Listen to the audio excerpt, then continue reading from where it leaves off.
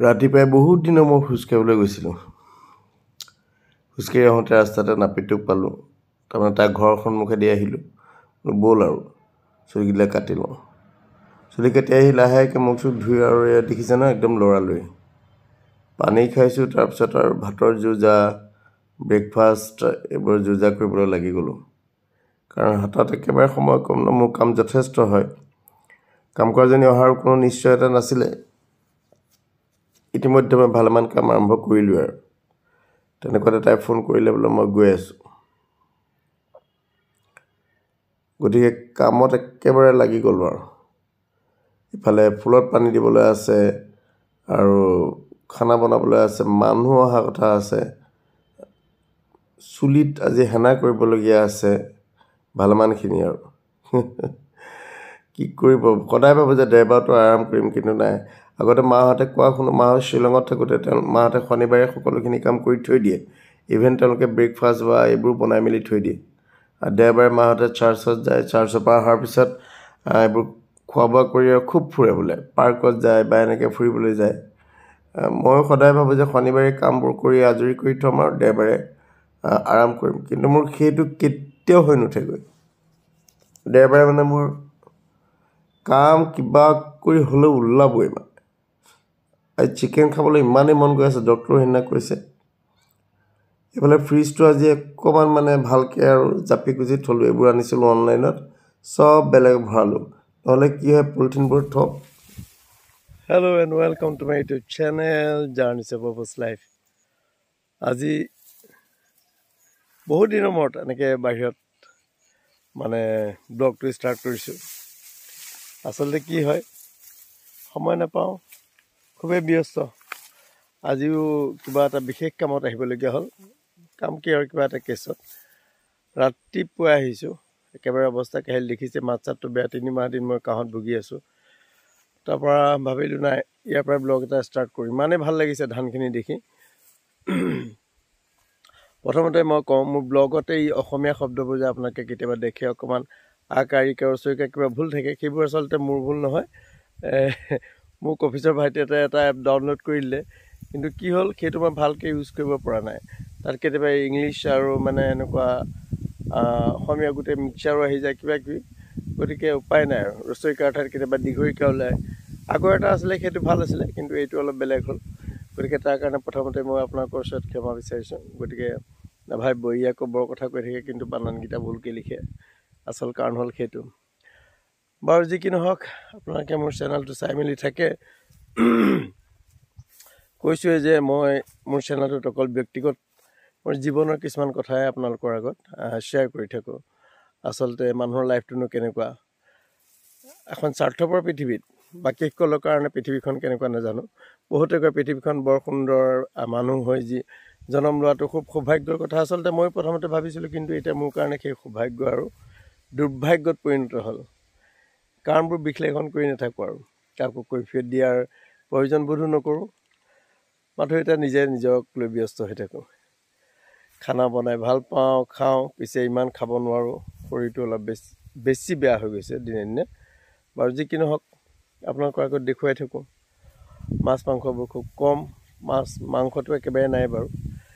গতিকে ব্লগটো চাব, ভাল পালে লাইক কৰিব, শ্বেয়াৰ কৰিব, কমেণ্ট কৰিব আৰু ছাবস্ক্ৰাইব কৰিব। কি হয়, পইচা ঘটা বুলি নহয়, ইউটিউব চেনেল খোলা নাই আচলতে। যিকেইটা চৰকাৰে দিয়ে সেইকেইটা মোৰ কাৰণে যথেষ্ট। ভাল লাগে আপোনালোকে তেনেকৈ অকণমান সহায় জনালে। লাহে লাহে বাঢ়িব আৰু ডিচেম্বৰ মাহত। বিশেষ কাৰণত ব্লগটো মোৰ বৰ হেৰি হোৱা নাছিলে, কিন্তু এতিয়া আৰু বাঢ়িব বুলি মই গম পাইছোঁ। গতিকে চাই থাকিব। খানাবোৰ আপোনালোকে সকলোৱে বনায়, সেইবোৰ আপোনালোকে খায়ে থাকে, কিন্তু মই নিজে বনাওঁ, ভাল পাওঁ, আপোনালোকৰ লগত শ্বেয়াৰ কৰোঁ। গতিকে আকৌ এবাৰ কৈছোঁ, চেনেলটো ভাল লাগিলে লাইক কৰিব, শ্বেয়াৰ কৰিব, কমেণ্ট কৰিব আৰু ছাবস্ক্ৰাইব কৰিব। আচলতে কি হৈ গ'ল, বিশ্বাসঘাতকৰ ইমানেই বলি হ'লোঁ নহয়, মই ভবা নাছিলোঁ সেইটো আচলতে এনেকৈ মোৰ লাইফত হ'ব বুলি, কিন্তু হৈ গ'ল আৰু। এতিয়া সেই গতিকে বিশ্বাস বোলা বস্তুটো নাইকিয়া হৈ গ'ল। একদম বিশ্বাসৰ যিটো শেষ থলী আছিল বা শেষ আশা আছিল, সেইটো নাই, ভুল প্ৰমাণিত হ'ল। গতিকে এতিয়া আৰু কোনো নাই। মই মোৰ এই ফোনটো আৰু মই দুই লগৰী গধূলি হোৱাৰ লগে লগে যেতিয়া মানে 7টামান বজা 7:30 ঘৰ সোমাওঁ, তাৰপিছত আৰু বাহিৰৰ বহিৰ্জগতখনৰ লগত আৰু মোৰ কোনো সম্পৰ্ক নাথাকে, যিহেতু মোৰ বাহিৰৰ পৰা কোনো ফোন নাহে। আগতে ৰাতি ৰাতি মই ফোনত ব্যস্ত থাকিছিলোঁ, এতিয়া নহয়। এতিয়া মাত্ৰ ব্লগবোৰ চাই থাকোঁ বা কিবা কিবি চাই থাকোঁ, তেনেকৈ কথাই থাকোঁ আৰু সময়খিনি আৰু। ঠিক আছে, তেতিয়াহ'লে আজি ব্লগটো চাব। এয়া আজি ব্ৰেকফাষ্ট, একদম হেল্থি ব্ৰেকফাষ্ট।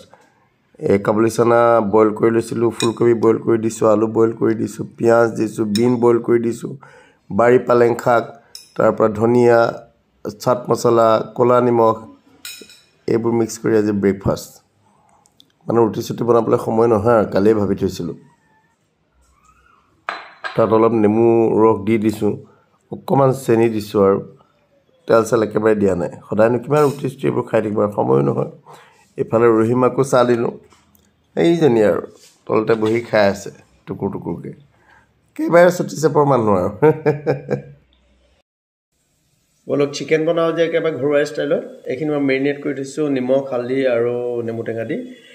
এয়া আদা নহৰু চপাৰত দি থৈছোঁ। এই যে আগতে মছলা পিচি পটাত বনায়, তেনেকুৱা ধৰণৰ মছলাখিনি পিচি থৈছোঁ। জালুক, ধনিয়া, জিৰা, তাৰপিছত শুকান জলকীয়া, পিঁয়াজ কাটি লৈছোঁ আৰু এতিয়া বনাব লাগে। তেজপাত,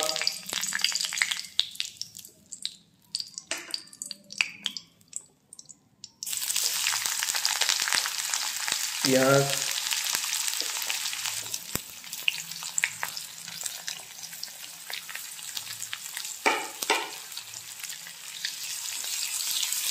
এইখিনি অকণমান ৰঙচুৱা হোৱালৈকে ভাজি ল'ম। একেবাৰে ঘৰুৱা ষ্টাইল, আগতে আমাৰ মাহঁতে বনাই যে মছলা, পটাত পিছা মছলা। পিঁয়াজখিনি ৰঙচুৱা হোৱাৰ পিছতে আদা নহৰুখিনি দি দিলোঁ। আদা নহৰুখিনি আকৌ অলপ ভাজিম,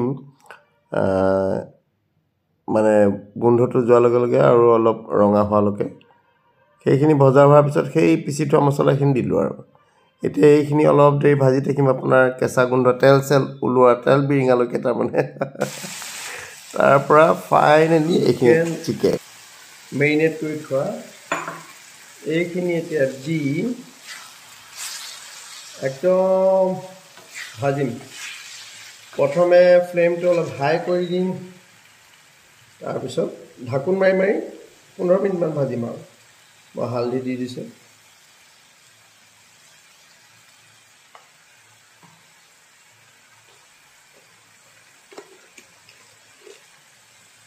নিমখ, একেবাৰে ঘৰুৱা ষ্টাইল, কোনো ইয়াত আৰু বেলেগ একো নাই। এতিয়া ভাজি থাকিম। মই প্ৰায় 15 মিনিটমান ঢাকন দি দিম, অকণ পানী দিম, ভাজি আছিলোঁ। এতিয়া কি কৰিম, আলু এয়া মই ফ্ৰাই কৰি থৈছোঁ, আলু দি দিম আৰু দি অলপ ভাজিম। এনেকৈ মছলাটো তেতিয়া সোমাই যাব। তাৰপিছত আৰু মই পানী দিম। ফাইনেলি কেনেকুৱা হয় দেখুৱাই আছোঁ। এতিয়া এয়া ইলাচি, ডালচেনি গুড়ি কৰি খুন্দনাত খুন্দিতে দিয়ে। জালুক দিবলৈ পাহৰিছিলোঁ আচলতে, কেইটামান জালুকো দি দিলোঁ। জালুকটো দিলে অলপ ভাল হয়। এতিয়া মোৰ অলমষ্ট হৈ গ'ল আৰু, খাবহে লাগে।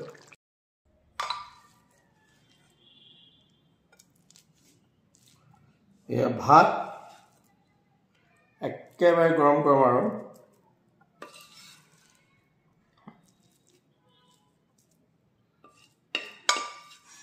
আজি মুঠতে বাহিৰ যাবই পৰা নাই, মোৰ ইমানেই ব্যস্ত, মানে কি ক'ম আৰু।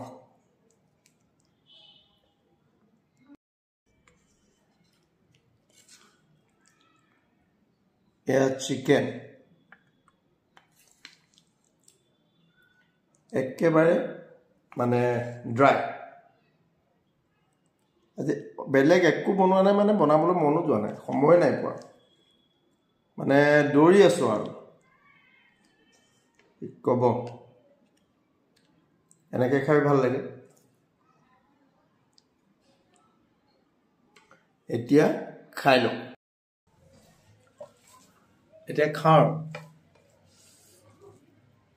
বহুত দিন হ'ল আচলতে মই কৈছোঁ নে চিকেন টিকেন খোৱা মানে এনে ডক্টৰে নিজে ক'লে মোক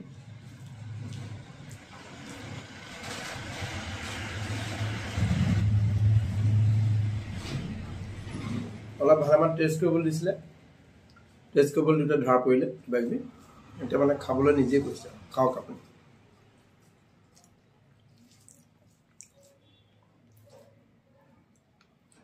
কিমান নাখাই থাকিব ন শৰীৰটোৰ কাৰণে অকণমান কিছুমান বস্তু প্ৰয়োজন আমি জন্মগতভাৱে নোখোৱা নহয় জানো সৰুৰ পৰাই যেতিয়া অভ্যাসত পৰিণত হ'ল তাৰমানে কি হ'ল বস্তুবোৰ এতিয়া আমাৰ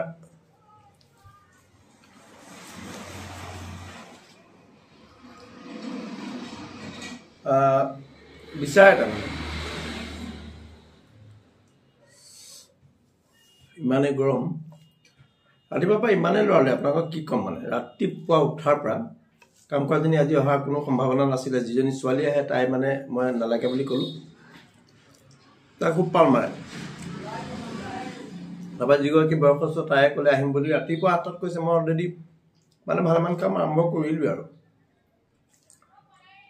তাৰ ফিল্ডৰ পৰা আহোঁতেই নাপিতটো পালোঁ আজি বহুদিন মই খোজকাঢ়িবলৈ গৈছিলোঁ বাৰে বাৰে তাৰ চেলুনতে সোমাইছোঁ আৰু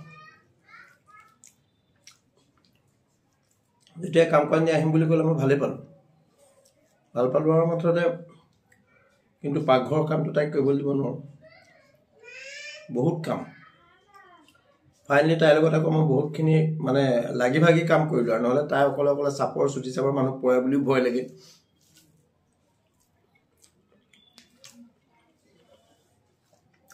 তাইকে থৈ মই বজাৰৰ পৰা আহিলোগৈ এনেকৈ কৰিছোঁ খাবলৈ আচলতে ইমান এটা মোৰ মানে ইচ্ছা নালাগে মাছ মাংসৰ প্ৰতি তেনেকুৱা ধাউতি নাই কিন্তু হ'লেও কেতিয়াবা খাবলৈ মন যায় ন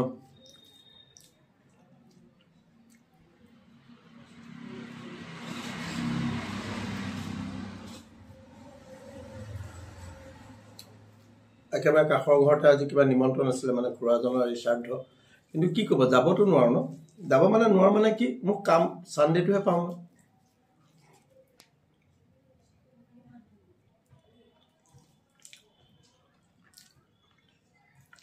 বেয়া পাই লাভ নাই কাৰণ মোৰ কামখিনি কোনে কৰিব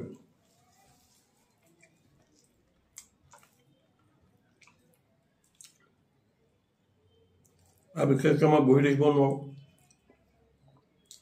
বেয়াও লাগে মানুহৰ আগত তেনেকৈ চকীত বহি থাকিবলৈ ভকতৰ আগত অশোভনীয় যেন লাগে আৰু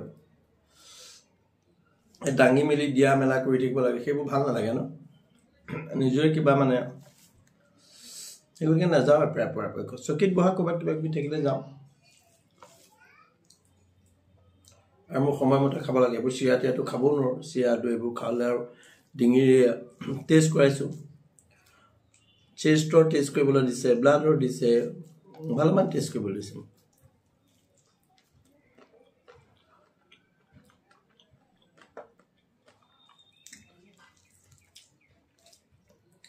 সমস্যাটো মোৰ গতিকে মইহে বুজিম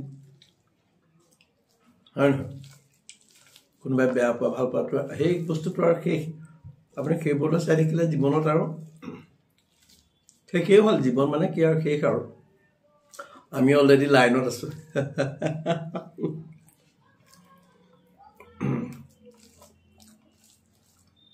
বেয়া হোৱা নাই মাংসকণ ধুনীয়া হৈছে জ্বলা হৈছে জালুক দিছোঁ তাৰপৰা